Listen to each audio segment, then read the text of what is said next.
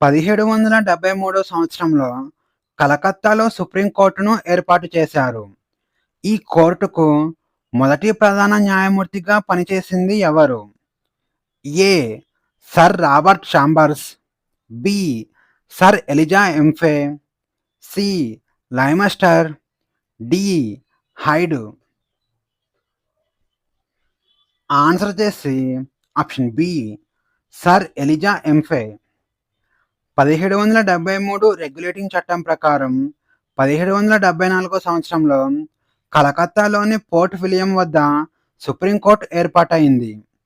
ఇందులో ఒక ప్రధాన న్యాయమూర్తి, ముగ్గురు ఇతర న్యాయమూర్తులు ఉండేవారు. ఇక మొదటి ప్రధాన న్యాయమూర్తిగా సర్ ఎలిజా ఎంఫే నియమితులయ్యారు. ఇక మిగతా ముగ్గురు న్యాయమూర్తుల వివరాలు చూస్తే చాంబర్స్, లైమస్టర్ మరియు హైడ్.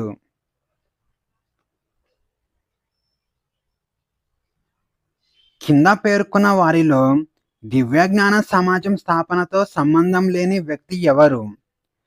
ఏ. Madam HP Blavatsky, B. Colonel HS Olcott, C. Annie Besant, D. William Quan Judge. Answer చేసి ఆప్షన్ సి, అనిబిసెంట్.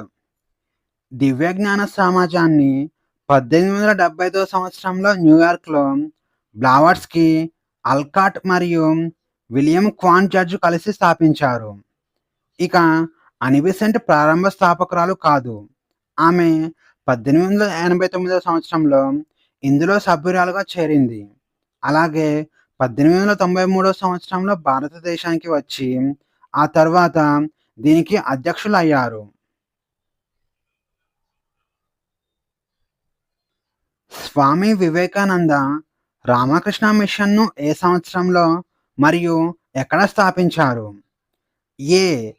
1893 సంవత్సరంలో చికాగో, బి. 1897 సంవత్సరంలో బేలూరు, సి. 1895 సంవత్సరంలో న్యూయార్క్, డి. 1899 సంవత్సరంలో డార్జిలింగ్. ఆన్సర్ చేసి ఆప్షన్ బి, 1897 సంవత్సరంలో కలకత్తాలోని బేలూరు. చికాగో ప్రసంగం తరువాత భారతదేశం తిరిగొచ్చిన స్వామి వివేకానంద తన గురువు రామకృష్ణ పరమహంస గుర్తుగా మరియు సామాజిక సేవ కోసం మే 1, 1897న కలకత్తా సమీపంలోని బేలూరులో రామకృష్ణ మిషన్ను అధికారికంగా స్థాపించారు.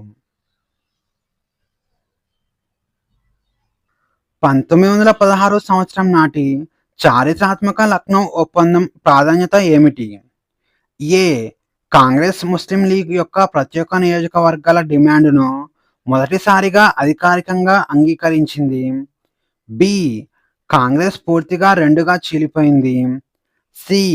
గాంధీజీ కాంగ్రెస్ అధ్యక్షుడిగా ఎన్నికయ్యారు. డి. బ్రిటిష్ వారు భారతీయులకు పూర్ణ స్వరాజ్యం ఇస్తామని ప్రకటించారు.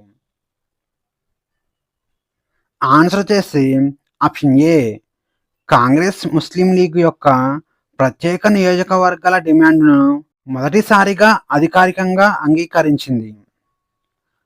అంబికా చరణ్ మజుందార్ అధ్యక్షతన జరిగిన 1916 లక్నో సమావేశంలో కాంగ్రెస్ మరియు ముస్లిం లీగ్ మధ్య లక్నో ఒప్పందం కుదిరింది. ఇందులో భాగంగా 1909 చట్టం ద్వారా ముస్లింలకు ఇచ్చిన ప్రత్యేక నియోజకవర్గాలను కాంగ్రెస్ అంగీకరించింది. అలాగే ఇదే సమావేశంలో అతివాదులు, మితవాదులు మళ్ళీ కలిసిపోయారు.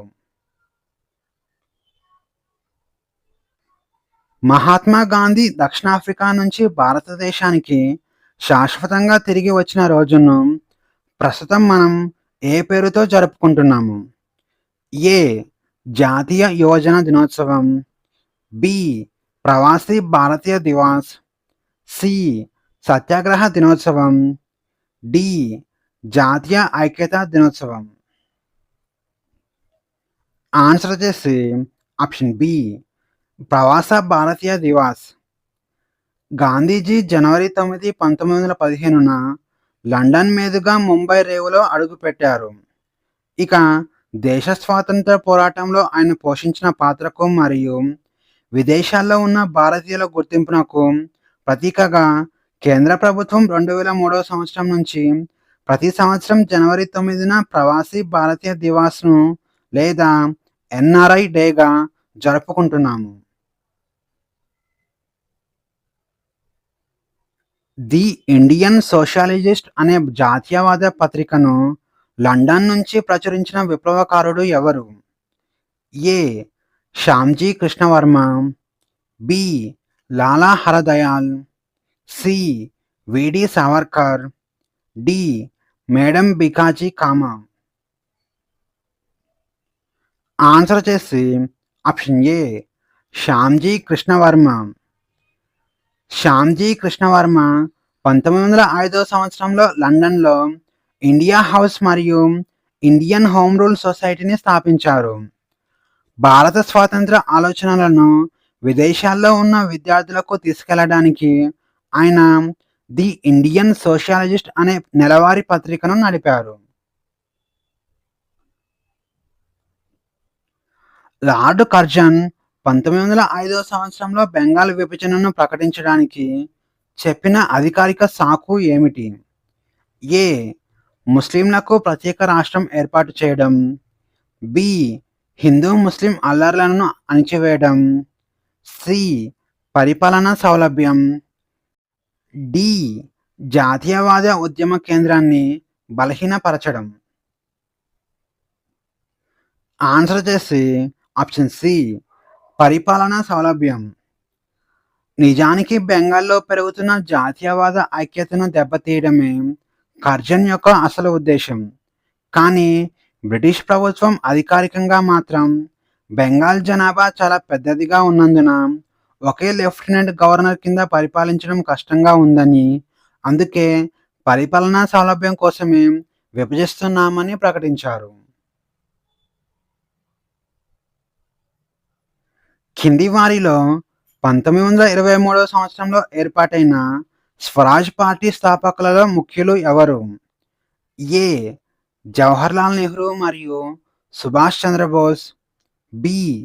చిత్తరంజన్ దాస్ మరియు మోతీలాల్ నెహ్రూ, సి. మహాత్మా గాంధీ మరియు Sardar Vallabhbhai Patel, D. Doctor B R Ambedkar మరియు మహ్మద్ అలీ జిన్నా. ఆన్సర్ చేసి ఆప్షన్ బి చిత్తరంజన్ దాస్ మరియు మోతీలాల్ నెహ్రూ. 1922 సంవత్సరంలో సహాయ నిరాకరణ ఉద్యమాన్ని గాంధీజీ నిలిపివేసిన తర్వాత కాంగ్రెస్లో కొందరు శాసనసభ ఎన్నికల్లో పోటీ చేసి ప్రభుత్వం లోపలికి వెళ్ళి పోరాడాలని భావించారు. అలా కాంగ్రెస్ నుంచి విడిపోయి జనవరి 1, 1923న చిత్తరంజన్ దాస్ అధ్యక్షుడిగా, మోతీలాల్ నెహ్రూ సెక్రటరీగా కాంగ్రెస్ ఖిలాఫత్ స్వరాజ్ పార్టీని స్థాపించారు. 1928 సంవత్సరం నాటి నెహ్రూ రిపోర్టును రూపొందించిన కమిటీకి అధ్యక్షుడు ఎవరు? A. Jawaharlal Nehru, B. Motilal Nehru, C. Aruna Asaf Ali, D. Lakshmi Sehgal. Answer వచ్చేసి ఆప్షన్ బి మోతీలాల్ నెహ్రూ. భారతీయులకు సొంతంగా రాజ్యాంగం రాసుకునే సత్తా లేదన్న British secretary of state Lord Birkenhead సవాల్ను స్వీకరిస్తూ కాంగ్రెస్ ఒక కమిటీని వేసింది. జవహర్లాల్ నెహ్రూ తండ్రి అయిన మోతీలాల్ నెహ్రూ ఈ కమిటీకి అధ్యక్షత వహించారు. జవహర్లాల్ నెహ్రూ దీనికి సెక్రటరీగా ఉన్నారు. ఇక ఈ రిపోర్టు భారతదేశానికి స్వయం ప్రతిపత్తి ఇవ్వాలని డిమాండ్ చేసింది. 1930 మార్చి 12న మహాత్మా గాంధీ ప్రసిద్ధ దండి యాత్రను ఎంతమంది అనుచరులతో ఏ ఆశ్రమం నుంచి ప్రారంభించారు? ఏ. 78 మంది అనుచరులు, శబర్మతి ఆశ్రమం, బి. 100 మంది అనుచరులు, వార్ధా ఆశ్రమం, సి. 50 మంది అనుచరులు, సేవాగ్రామ్ ఆశ్రమం, డి. 72 మంది అనుచరులు అహ్మదాబాద్ ఆశ్రమం. ఆన్సర్ చేసి ఆప్షన్ ఏ 78 మంది అనుచరులు శబర్మతి ఆశ్రమం. గాంధీజీ తన నమ్మకస్తులైన 78 మంది అనుచరులతో కలిసి గుజరాత్లోని శబర్మతి ఆశ్రమం నుంచి దండీ తీరం వరకు 24 రోజుల పాటు సుమారు 240 మైళ్ళు నడిచారు. ఏప్రిల్ 6, 1930న దండీ వద్ద ఉప్పు చట్టాన్ని ఉల్లంఘించి శాసనోల్లంఘన ఉద్యమాన్ని ప్రారంభించారు. బ్రిటిష్ ప్రధాని రామ్సే మెక్డొనాల్డ్ 1932 సంవత్సరంలో ప్రకటించిన కమ్యూనల్ అవార్డుకు వ్యతిరేకంగా గాంధీజీ పూణేలోని ఎర్రవాడ జైలులో ఆమరణ నిరాహార దీక్ష చేశారు. ఈ సమస్య ఏ ఒప్పందంతో ముగిసింది? ఏ గాంధీ ఇర్విన్ ఒప్పందం, బి పూనా ఒప్పందం, సి సిమ్లా ఒప్పందం, డి ఢిల్లీ డిక్లరేషన్. ఆన్సర్ చేసి ఆప్షన్ బి పూనా ఒప్పందం. కమ్యూనల్ అవార్డు ద్వారా దళితులకు ప్రత్యేక నియోజకవర్గాలు ఇవ్వడాన్ని గాంధీజీ వ్యతిరేకించారు. దీనిపై సెప్టెంబర్ 1932 సంవత్సరంలో గాంధీజీ తరపున మదన్ మోహన మాలవ్య మరియు డాక్టర్ బిఆర్ అంబేద్కర్ల మధ్య పూనా ఒప్పందం కుదిరింది. దీని ప్రకారం ప్రత్యేక నియోజకవర్గాల డిమాండ్ను వదులుకొని దానికి బదులుగా ఉమ్మడి నియోజకవర్గాల్లోని దళితులకు రిజర్వ్డ్ సీట్లను పెంచారు. కింది వారిలో ఫార్వర్డ్ బ్లాక్ పార్టీని స్థాపించింది ఎవరు? A Raj Bihari Ghosh, B Subhash Chandra Bose, B Jayaprakash Narayan, D Acharya Narendra Dev. Answer చేసి ఆప్షన్ బి సుభాష్ చంద్రబోస్. 1939 త్రిపురి కాంగ్రెస్ సమావేశంలో గాంధీజీ అభ్యర్థి అయిన పట్టాభి సీతారామయ్యపై గెలిచినప్పటికీ గాంధీజీ అనుచరులతో వచ్చిన విభేదాల వల్ల సుభాష్ చంద్రబోస్ కాంగ్రెస్ అధ్యక్ష పదవికి రాజీనామా చేశారు. అనంతరం కాంగ్రెస్ లోపలనే ఉంటూ ఎడమపక్ష ఆలోచనలు గల వారిని ఏకం చేయడానికి మే 1939 సంవత్సరంలో ఫార్వర్డ్ బ్లాక్ గ్రూపును స్థాపించారు. ఆ తర్వాత ఇది ఫార్వర్డ్ బ్లాక్ పార్టీగా మారింది. 1940 అక్టోబర్లో గాంధీజీ ప్రారంభించిన వ్యక్తిగత సత్యాగ్రహంలో పాల్గొన్న మొట్టమొదటి సత్యాగ్రహి ఎవరు?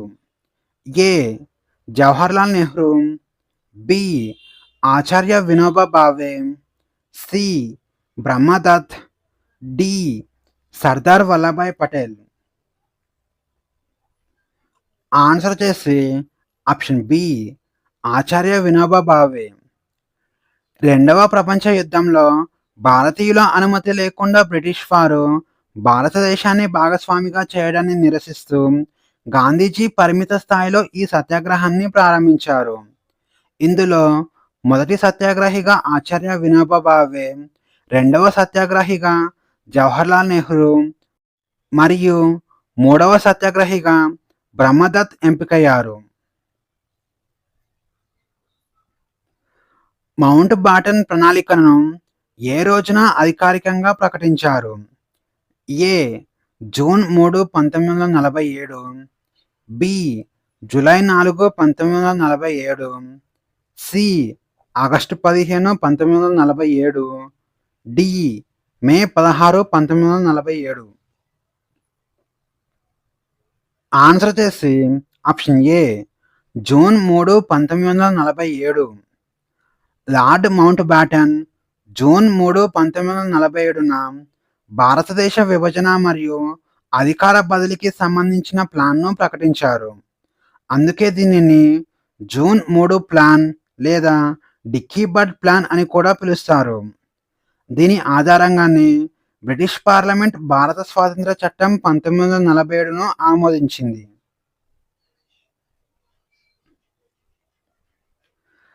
కింది వాటిలో రైత్ ఫరీ విధానాన్ని మద్రాస్ ప్రెసిడెన్సీలో ప్రవేశపెట్టిన బ్రిటిష్ అధికారి ఎవరు? A. Thomas Munro, B. Lord Cornwallis, C. Holt Mackenzie, D. John Shore. Answer వచ్చేసి ఆప్షన్ ఏ థామస్ మన్రో. 1820 సంవత్సరంలో థామస్ మన్రో మరియు కెప్టెన్ అలెగ్జాండర్ రీడ్లు కలిసి మద్రాస్, బాంబే ప్రాంతాలలో రైతుఫరీ విధానాన్ని తెచ్చారు. జమీందార్ల ప్రమేయం లేకుండా నేరుగా సాగు చేసే రైతులోనే ప్రభుత్వం పన్ను ఒప్పందం కుదుర్చుకునే పద్ధతిని రైతుఫరీ విధానం అంటారు.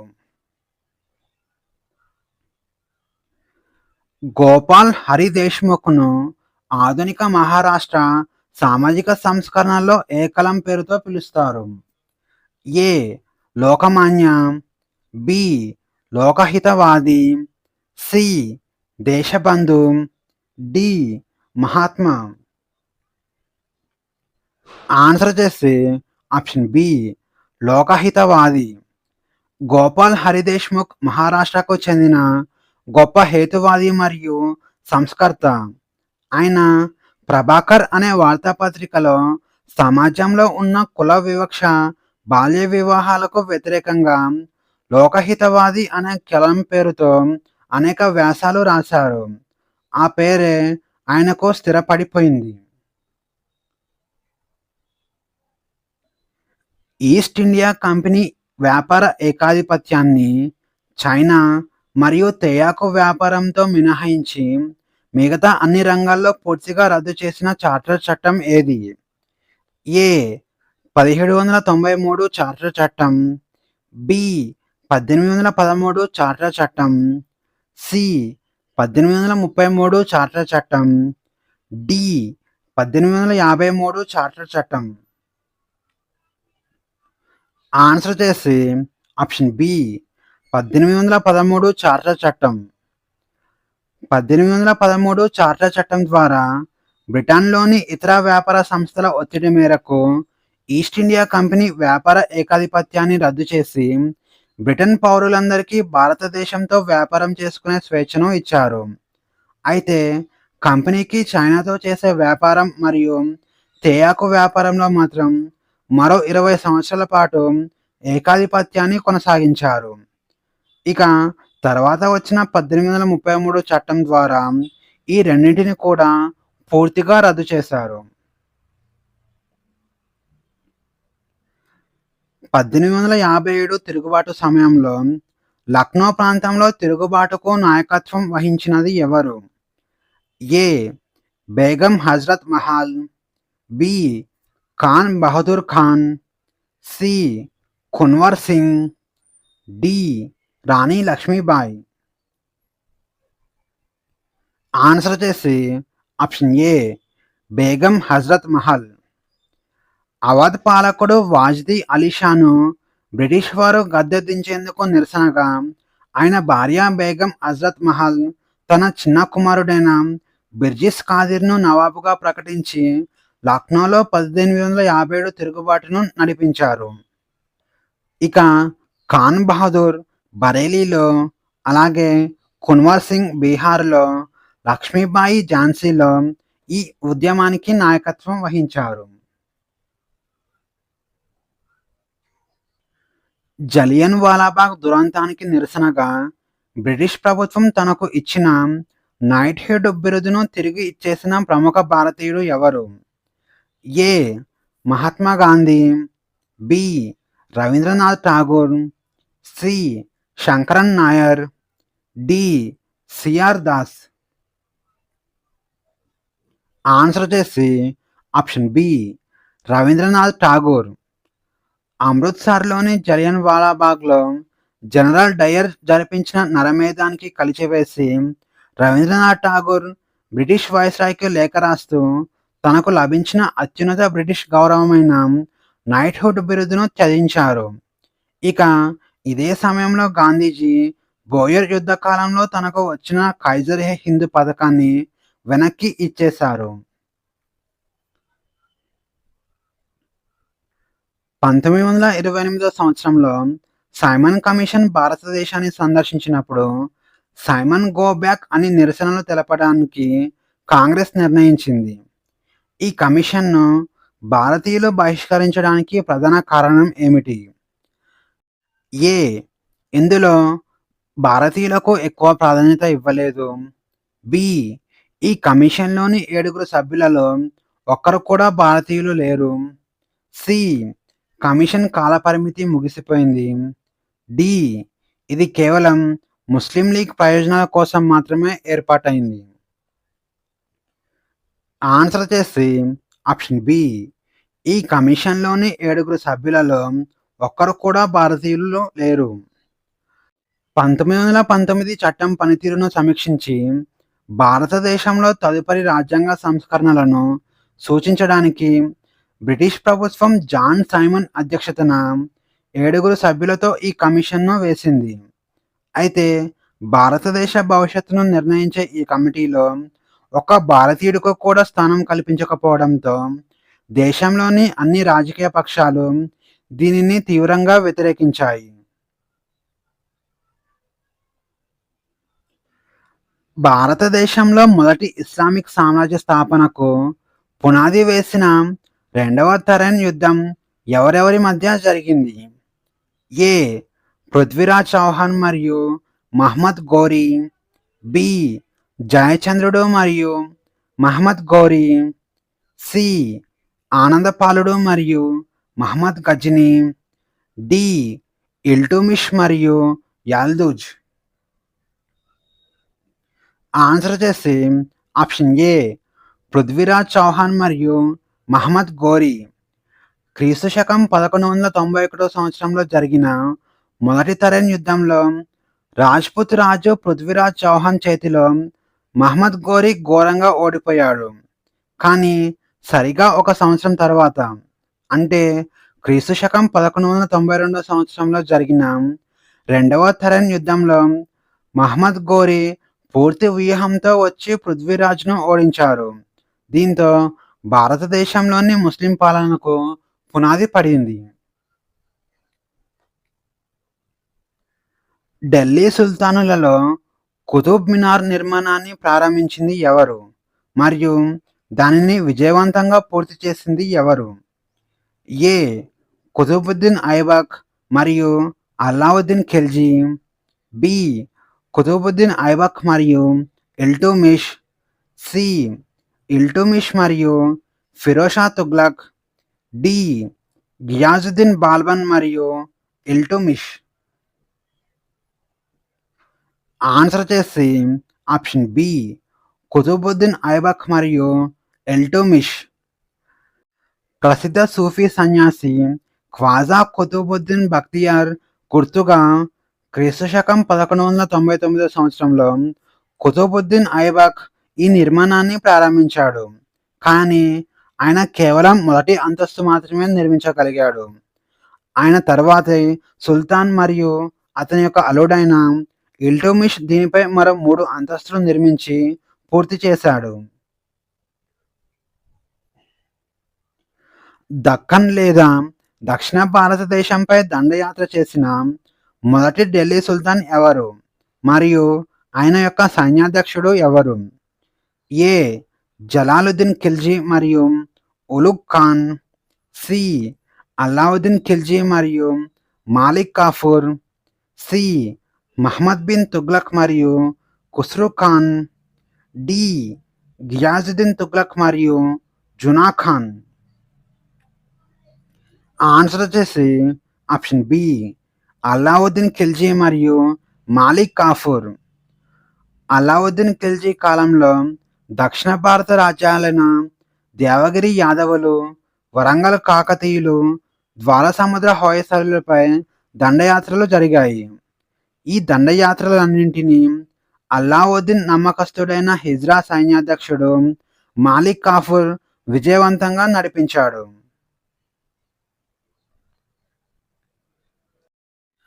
చాలామంది వీడియోని చూస్తున్నారు కానీ లైక్ చేయట్లేదండి. ఈ వీడియోలోని కంటెంట్ మీకు యూజ్ అవుతుంది అనిపిస్తే ఖచ్చితంగా వీడియోని లైక్ చేయండి. అలాగే కాంపిటేటివ్ ఎగ్జామ్స్కి ప్రిపేర్ అవుతున్న మీ ఫ్రెండ్స్ అందరికీ షేర్ చేయండి. ఢిల్లీ సుల్తానేట్ చరిత్రలో ఏకైక మహిళా పాలకురాలైన రజియా సుల్తానా ఎవరి యొక్క కుమార్తె? A. Qutbuddin Aibak, B. Ghiyasuddin Balban, C. Iltutmish, D. Nasiruddin Mahmud. Answer చేసి ఆప్షన్ సి ఇల్టుమిష్. ఇల్టుమిష్ తన కుమారులు అసమర్థులను గ్రహించి తన కుమార్తె రజియాను తన వారసురాలిగా ప్రకటించాడు. ఆమె క్రీస్తు శకం 1236 నుంచి 1246 వరకు కేవలం 4 సంవత్సరాలను పాలించింది. ఇక ఆమె పురుషుల వలె దుస్తులు ధరించి దర్బార్కు వచ్చేది. మొఘల్ సామ్రాజ్య స్థాపనకు దారితీసిన మొదటి పానిపట్ యుద్ధం ఏ సంవత్సరంలో జరిగింది? ఏ. 1526, బి. 1556, సి. 1761, డి. 1540.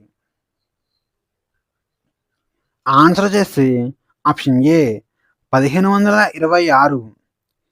ఏప్రిల్ 21, 1526న బాబర్కు మరియు ఢిల్లీ చివరి సుల్తాన్ ఇబ్రహీం లోడికి మధ్య మొదటి పానిపట్ యుద్ధం జరిగింది.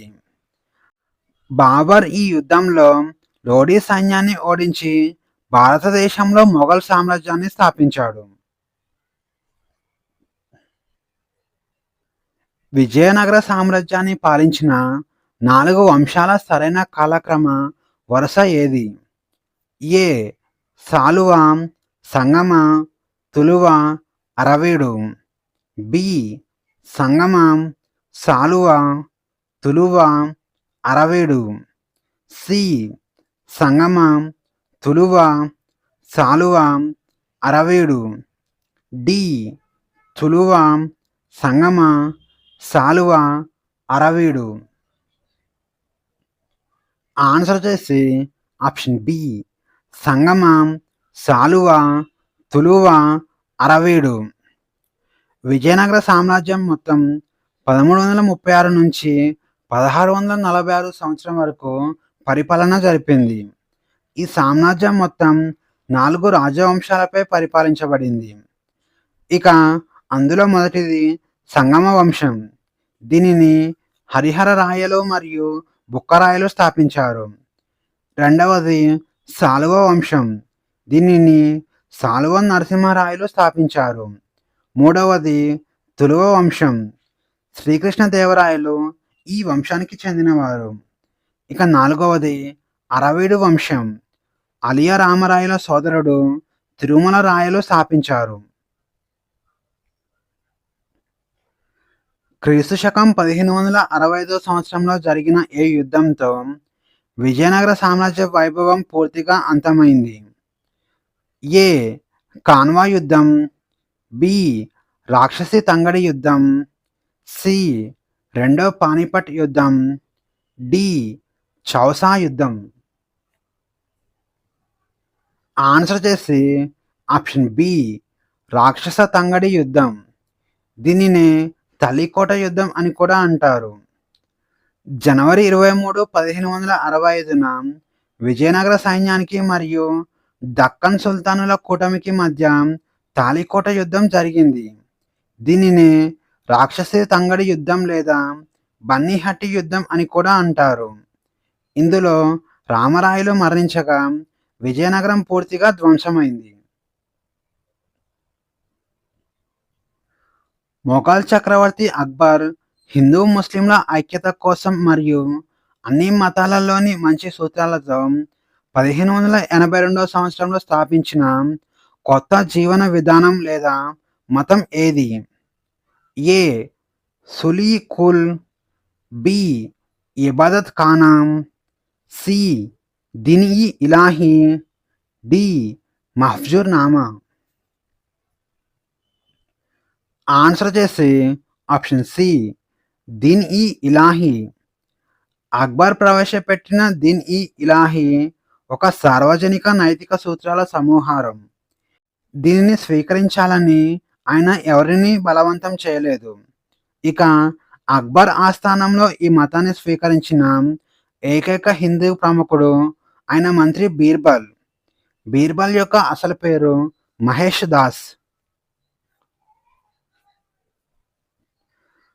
షేర్షా సూరి ప్రవేశపెట్టిన ఏ వెండి నాణెం ఆధునిక భారతీయ కరెన్సీ రూపాయికి పునాదిగా పరిగణించబడుతుంది?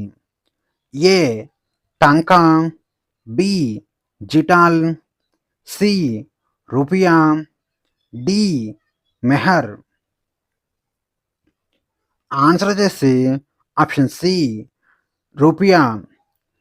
షేర్షా సూరి కరెన్సీ వ్యవస్థలో గొప్ప సంస్కరణలు తెచ్చాడు. ఆయన 178 గ్రెయిన్ల బరువున్న స్వచ్ఛమైన వెండి నాణ్యాన్ని ప్రవేశపెట్టి దానికి రూపియా అని పేరు పెట్టాడు. ఈ నాణాల పద్ధతిని తర్వాత మొఘలులు, ఈస్ట్ ఇండియా కంపెనీ మరియు ప్రస్తుత భారత ప్రభుత్వం కూడా రూపాయి రూపంలో కొనసాగిస్తున్నాయి. చార్బాగ్ తోటల శైలిని భారతదేశంలో మొదటిసారిగా ప్రవేశపెట్టింది ఎవరు? A Akbar, B Babur, C Shah Jahan, D Jahangir. Answer చేసి ఆప్షన్ బి బాబర్. చార్బాగ్ అనగా 4 భాగాలుగా విభజించబడిన తోట అని అర్థం. మధ్యలో కాలువలు ప్రవహిస్తూ చతురస్రాకారంలో తోటను 4 భాగాలు చేసే పర్షియన్ పద్ధతిని చార్బాగ్ అంటారు. ప్రకృతి ప్రేమికుడైన బాబర్ దీనిని భారతదేశంలో ప్రవేశపెట్టాడు. అలాగే ఆగ్రాలో ఆరంబాగ్ను నిర్మించాడు. తర్వాత హుమాయూన్ సమాధి, తాజ్మహల్లో ఇది మరింత అద్భుతంగా వాడబడింది. శివాజీ సైన్యంలో అత్యంత క్రమశిక్షణ గల బార్గీర్లు మరియు శిలేదార్లు అంటే ఎవరు? ఏ కోటలను రక్షించే పదాతి దళం, బి గుర్రపు స్వారీ చేసే అశ్విక దళం, సి నౌకాదళ సైనికులు, డి గూఢాచారులు. ఆన్సర్ చేసి ఆప్షన్ బి గుర్రపు స్వారీ చేసే అశ్విక దళం. మరాఠా అశ్విక దళంలో 2 రకాల నావికులు ఉండేవారు. వారు బార్గీర్లు మరియు శిలేదార్లు. బార్గీర్లు అంటే ప్రభుత్వం నుంచి గుర్రాన్ని, ఆయుధాలను పొందే శాశ్వత సైనికులు. శిలేదార్లు అంటే సొంతంగా గుర్రాన్ని, ఆయుధాలను కలిగి ఉండి యుద్ధ సమయంలో మాత్రమే జీతంపై చేరే తాత్కాలిక సైనికులు. కాకతీయుల కాలంలో ప్రసిద్ధ రేవు పట్టణం ఏది మరియు దీనిని సందర్శించిన విదేశీ యాత్రికుడు ఎవరు? A Machilipatnam, Ibn Battuta, B Motupalli, Marco Polo, C Krishnapatnam, Niccolo Conti, D Kalingapatnam, Abdul Razzaq. Answer చేసి option B Motupalli, Marco Polo. Kakatiya Ganapati దేవుడు విదేశీ వాణిజ్యాన్ని ప్రోత్సహించడానికి మోటుపల్లి రేవు పట్టణంలో అభయ శాసనం వేయించాడు. క్రీస్తు శకం 1289 సంవత్సరంలో రుద్రమాదేవి పరిపాలనా కాలంలో ఇటలీ యాత్రికుడైన మార్కోపోలో ఈ మోటుపల్లి రేవును సందర్శించి కాకతీయ రాజ్యంలో వస్త్రాలు, వజ్రాల వ్యాపారం గురించి గొప్పగా రాశాడు. సిక్కు మత పవిత్ర గ్రంథమైన ఆది గ్రంథును సంకలనం చేసిన 5వ సిక్కు గురువు ఎవరు? ఏ గురు నానక్, బి గురు గోవింద్ సింగ్, సి గురు అర్జున దేవ్, డి గురు తేగ్ బహదూర్. ఆన్సర్ చేసి ఆప్షన్ సి గురు అర్జున్ దేవ్. సిక్కు గురువు అయిన గురు అర్జున్ దేవ్ క్రీస్తు శకం 1604 సంవత్సరంలో అంతకుముందు ఉన్న గురువుల బోధనలను, అలాగే కబీర్, బాబా ఫరీద్, నామ్దేవ్ వంటి భక్తి సాధువుల కీర్తనలను కలిపి ఆది గ్రంథుగా సంకలనం చేశారు. అమృత్సర్లోని హర్మందిర్ సాహిబ్ అంటే గోల్డెన్ టెంపుల్ నిర్మాణాన్ని కూడా ఇతనే పూర్తి చేశాడు. ఢిల్లీ సుల్తాన్ అల్లావుద్దీన్ ఖిల్జీ సైన్యంలో అవినీతిని అరికట్టడానికి ప్రవేశపెట్టిన దాగ్ మరియు చెహ్రా పద్ధతులు వేటికి సంబంధించినవి? ఏ. భూమిని కొలవడం మరియు రికార్డులు రాయడం. బి. గుర్రాలకు రాజముద్ర వేయడం మరియు సైనిక వివరాలు నమోదు చేయడం. సి. కొత్త నాణేలను ముద్రించడం. డి. మార్కెట్లలో ధరలను నియంత్రించడం. ఆన్సర్ చేసి ఆప్షన్ బి. గుర్రాలకు రాజముద్ర వేయడం మరియు సైనికుల వివరాలను నమోదు చేయడం. యుద్ధ సమయంలో సైనికులు మంచి గుర్రాలకు బదులుగా నాసిరకం గుర్రాలను తేవడాన్ని అరికట్టడానికి గుర్రాలపై వేడి ముద్ర వేసే దాగ్ పద్ధతిని తీసుకువచ్చాడు. అలాగే ఒకరి బదులు మరొకరు రాకుండా ఉండటానికి సైనికుని శారీరక గుర్తింపు వివరాలను రిజిస్టర్లో చేసే చెహ్రా లేదా హులియా పద్ధతిని ప్రవేశపెట్టాడు. కింది మొఘల్ చక్రవర్తులలో ఎవరి సమాధి ప్రస్తుత భారతదేశ భూభాగంలో లేదు? A. Akbar. B. Humayun. C. Babur. D. Shah Jahan. Answer చేసి ఆప్షన్ సి. బాబర్. బాబర్ క్రీస్తు శకం 1530 సంవత్సరంలో మరణించాడు. ఇతను ఆగ్రాలో మరణించాడు. అయితే ఇతనిని మొదట ఆగ్రాలోనే ఖననం చేశారు. కానీ ఆయన అంతిమ ఇష్టం ప్రకారం తర్వాత ఆయన భౌతిక కాయాన్ని ఆఫ్ఘనిస్తాన్ రాజధాని అయిన కాబూల్లోని బాగీ బాబర్కు తరలించి అక్కడ సమాధి నిర్మించారు.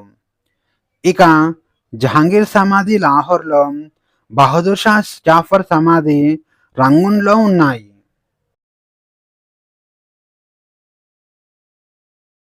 పశుపతి మహాదేవుని ముద్ర ఏ నగరంలో బయల్పడింది మరియు ఆ ముద్రపై లేని జంతువులు ఏది? ఏ. హరప్పా మరియు ఏనుగు. బి. మొహెంజదారో మరియు సింహం. సి. లోతాల్ మరియు పులి. డి. కాళీబంగన్ మరియు ఖడ్గమృగం. ఆన్సర్ చేసి ఆప్షన్ బి. మొహంజదారో మరియు సింహం. ప్రసిద్ధ పశుపతి ముద్ర మొహంజదారో తవ్వకాల్లో దొరికింది. ఈ ముద్రలో యోగా ముద్రలో కూర్చున్న ఒక పురుషుని దేవుని చుట్టూ 4 వైపులా 4 జంతువులు ఉన్నాయి. అవి ఏనుగు, పులి, ఖడ్గమృగం మరియు ఎద్దు. అలాగే కింద 2 జింకలు ఉన్నాయి. ఇక ఈ ముద్రపై సింహం మరియు గుర్రం యొక్క ఆనవాళ్లు లేవు.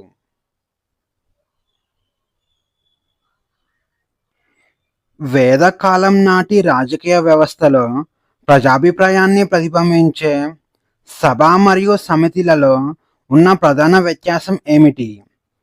ఏ. సభ అనేది సైనిక మండలి, సమితి అనేది మతపరమైన మండలి. బి. సభ అనేది తెగలోని పెద్దలు లేదా కులీనుల సభ, సమితి అనేది తెగలోని ప్రజలందరి సాధారణ సభ. సి. సమితిలో కేవలం మహిళలు మాత్రమే ఉండేవారు. డి. సభను రాజు నియమించేవాడు. సమితి ప్రజాస్వామ్యబద్ధంగా ఏర్పాటయ్యేది. ఆన్సర్ చేసి ఆప్షన్ బి. సభ అనేది తెగలోని పెద్దలు లేదా కులీనుల సభ. సమితి అనేది తెగలోని ప్రజలందరి సాధారణ సభ. ఋగ్వేద కాలంలో రాజు అధికారాన్ని నియంత్రించడానికి ప్రజా సంఘాలు ఉండేవి. సభ అనేది సమాజంలోని మేధావులు, వృద్ధులు మరియు కులీన వర్గాల పరిమితి సభ. సమితి అనేది తెగకు చెందిన ప్రజలందరూ పాల్గొనే విస్తృత జాతీయ సభ. సమితికి రాజు కూడా హాజరయ్యేవాడు. ఇక అథర్వణ వేదంలో సభా సమితిలను ప్రజాపతి యొక్క 2 కుమార్తెలుగా వర్ణించారు. 6వ శతాబ్దంలో వెలిసిన 16 మహాజనపదాలలో దక్షిణ భారతదేశంలో ఉన్న ఏకైక మహాజనపదం ఏది? ఏ Avanthi, B Chedi, C Asmaka, D మత్స్య. ఆన్సర్ చేసి ఆప్షన్ సి అస్మక. బౌద్ధ గ్రంథమైన అంగుత్తర నికాయ ప్రకారం భారతదేశంలో 16 మహాజనపదాలు ఉండేవి. వాటిలో 15 ఉత్తర భారతదేశంలో ఉండగా ఏకైక దక్షిణ భారత మహాజనపదం అస్మక. ఇది ప్రస్తుత తెలంగాణ లేదా మహారాష్ట్ర సరిహద్దుల్లో గోదావరి నది పరివాహక ప్రాంతంలో ఉండేది. దీని యొక్క రాజధాని పోతలి లేదా పోదాన్. ఇది ప్రస్తుత నిజామాబాద్ జిల్లాలోని బోధన్ ప్రాంతంలో ఉంది. జైన మతంలో మొదటి తీర్థంకరుడు ఎవరు? మరియు పార్శ్వనాథుడు ప్రతిపాదించిన 4 సూత్రాలకు 5వ సూత్రంను జోడించినది ఎవరు? ఏ రిషభనాథుడు మరియు వర్ధమాన మహావీరుడు, బి నేమినాథుడు మరియు గౌతమ బుద్ధుడు, సి పార్శ్వనాథుడు మరియు భద్రబాహు, డి అజితనాథుడు మరియు స్థూలభద్ర. ఆన్సర్ చేసి ఆప్షన్ ఏ రిషభనాథుడు మరియు వర్ధమాన మహావీరుడు. జైన మతం మొదటి తీర్థంకరుడు రిషభనాథుడు. ఇక 23వ తీర్థంకరుడైన పార్శ్వనాథుడు 4 సూత్రాలను బోధించాడు. అవి అహింస, సత్యం, అస్థేయం మరియు అపరిగ్రహం. ఇక 24వ తీర్థంకరుడైన వర్ధమాన మహావీరుడు వీటికి 5వ సూత్రంగా బ్రహ్మచర్యంను జోడించి దీనిని పంచమహావ్రతాలుగా మార్చాడు. గౌతమ బుద్ధుడు జ్ఞానోదయం పొందిన తర్వాత తన మొదటి బోధనను ఎక్కడ చేశాడు మరియు ఆ ఘట్టాన్ని బౌద్ధంలో ఏమంటారు? ఏ కుషినగరం మరియు మహాపరినిర్యాణం, బి బుద్ధగయ మరియు మహాభినిష్క్రమణం, సి సారనాథ్ మరియు ధర్మచక్ర పరివర్తనం, డి శ్రావస్తి మరియు మహాప్రతిహర్య. ఆన్సర్ చేసి ఆప్షన్ సి సారనాథ్ మరియు ధర్మచక్ర పరివర్తనం. బుద్ధుడికి బీహార్లోని గయాలో బోధి వృక్షం కింద జ్ఞానోదయం అయింది. ఆ తర్వాత ఆయన ఉత్తరప్రదేశ్లోని సారనాథ్లోని మృగదావనం అంటే జింకల వనంలో తన 5 పాత శిష్యులకు మొదటి ప్రసంగం చేశాడు. ఈ చారిత్రాత్మక ఘట్టాన్ని ధర్మచక్ర పరివర్తనం అని కూడా పిలుస్తారు.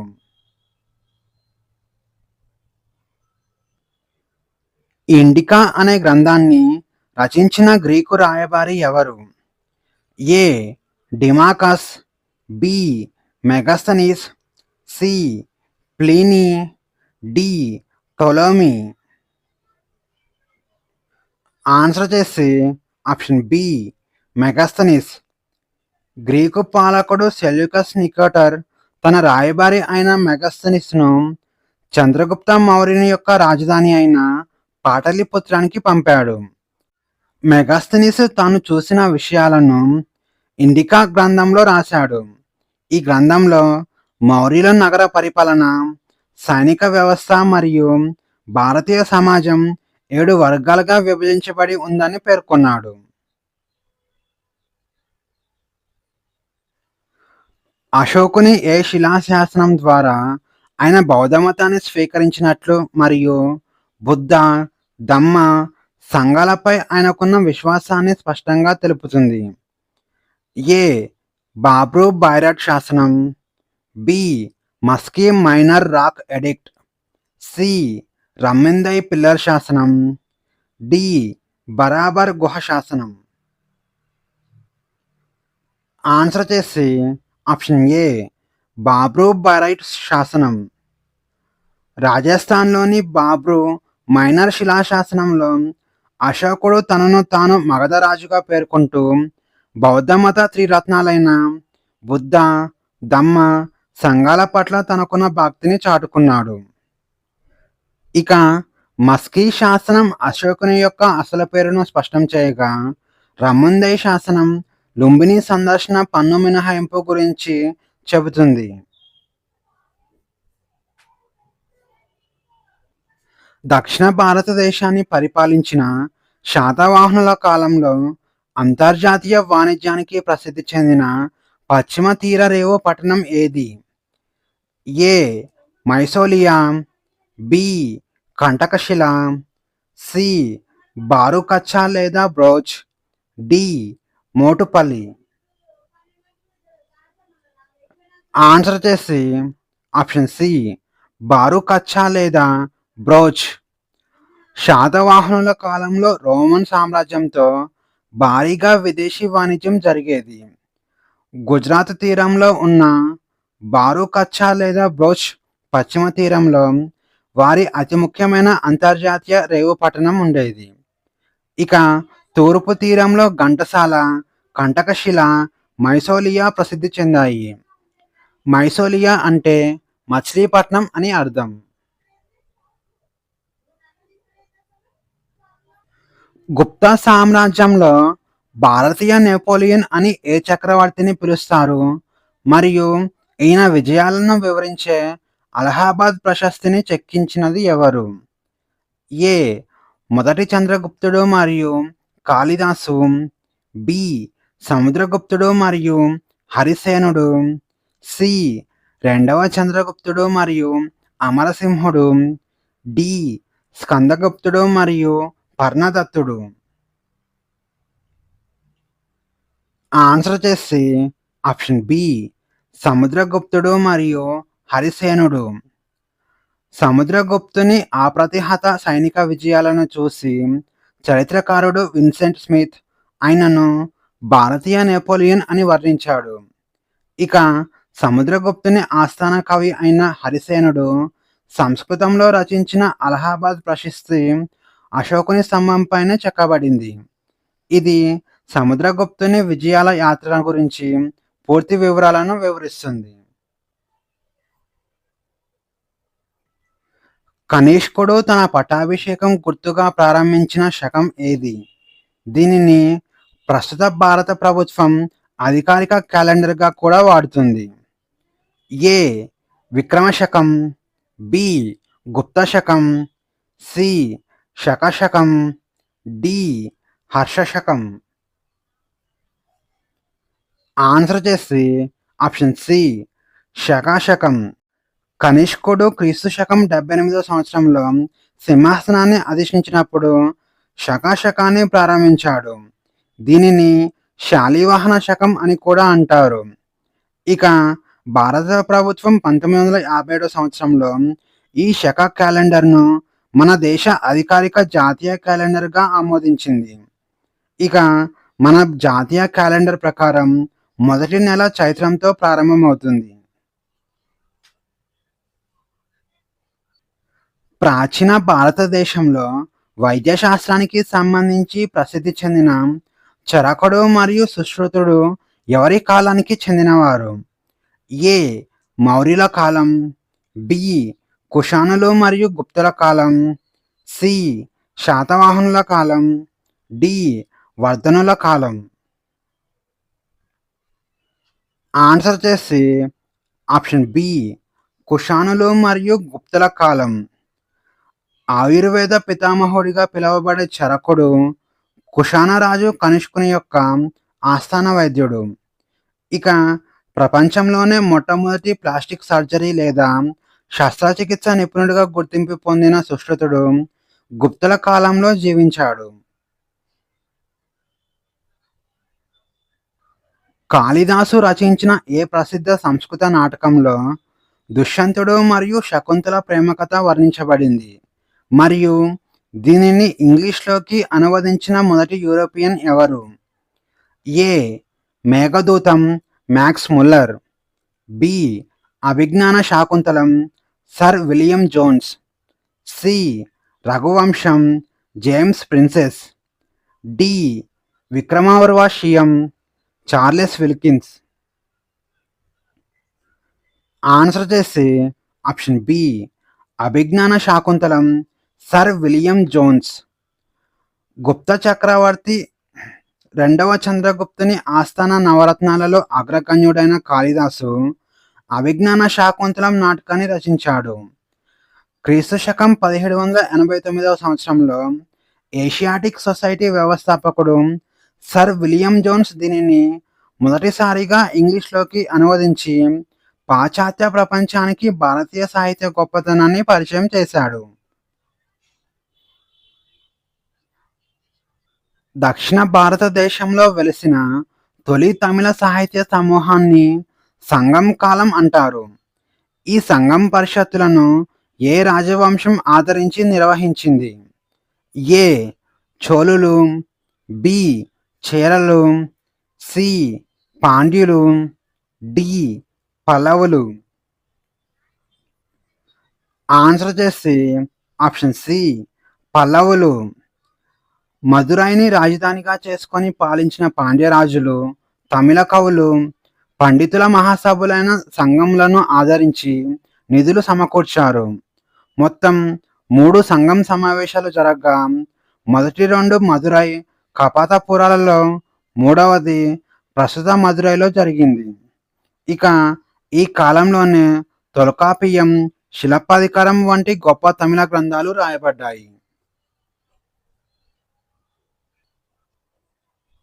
ఖగోళ మరియు గణిత శాస్త్రవేత్త ఆర్యభట్ట రాసిన సూర్య సిద్ధాంతంలో ప్రతిపాదించిన ముఖ్య అంశం ఏది? ఏ భూమి స్థిరంగా ఉంటుంది, సూర్యుడే తిరుగుతాడు. బి గ్రహణాలు రావడానికి రాహుకేతువులు కారణం. సి భూమి గుండ్రంగా ఉందని మరియు అది తన చుట్టూ తాను తిరగడం వల్లనే పగలు రాత్రి ఏర్పడుతున్నాయని, అలాగే సూర్యచంద్ర గ్రహణాల వెనుక శాస్త్రీయ కారణాలను వివరించారు. డి సున్నాకు విలువ లేదని చెప్పాడు. ఆన్సర్ చేసి ఆప్షన్ సి భూమి గుండ్రంగా ఉందని మరియు అది తన చుట్టూ తాను తిరగడం వల్లనే పగలు రాత్రి ఏర్పడుతున్నాయని, అలాగే సూర్యచంద్ర గ్రహణాల వెనుక శాస్త్రీయ కారణాలను వివరించాడు. గుప్తుల కాలానికి చెందిన గొప్ప శాస్త్రవేత్త ఆర్యభట్ట. ఆయన భూమి గోళాకారంలో ఉందన్న నిజాన్ని, భూమి తన అక్షంపై తాను తిరుగుతుందనే విషయాన్ని కోపర్నికస్ కంటే 1000 సంవత్సరాల ముందే నిరూపించాడు. అలాగే పై విలువను 3.1416గా ఖచ్చితంగా లెక్కించాడు మరియు సున్నా వాడకాన్ని ప్రాచుర్యంలోకి తీసుకువచ్చాడు. బాదామి చాళుక్యుల రాజధాని అయిన ఐహోలును భారతదేశంలోని ఏ నిర్మాణ శైలికి పురిటిగడ్డగా పిలుస్తారు? ఏ నగర శైలి, బి ద్రావిడ శైలి, సి వెసర శైలి, డి కళింగ శైలి. ఆన్సర్ చేసి ఆప్షన్ సి వెసర శైలి. కర్ణాటకలోని ఐహోల్ నగరంలో చాళుక్యుల కాలంలో దాదాపు 70కి పైగా దేవాలయ ప్రయోగాలు జరిగాయి. ఉత్తర భారత నగర శైలి, దక్షిణ భారత ద్రావిడ శైలి కలయికతో ఏర్పడిన మిశ్రమ శైలి అయిన వెసర శిల్పకళా రీతికి ఐహోలు ప్రధాన కేంద్రంగా నిలిచింది. అందుకే దీనిని భారతీయ దేవాలయ వాస్తుశిల్ప ల్యాబొరేటరీ అని కూడా అంటారు. ఇక ఈ వీడియోలోని కంటెంట్ మీకు నచ్చినట్లయితే లైక్ చేయండి, షేర్ చేయండి, అలాగే సబ్స్క్రైబ్ చేసుకోవడం మర్చిపోకండి. మళ్ళీ నెక్స్ట్ వీడియోలో కలుద్దాం. Thank you.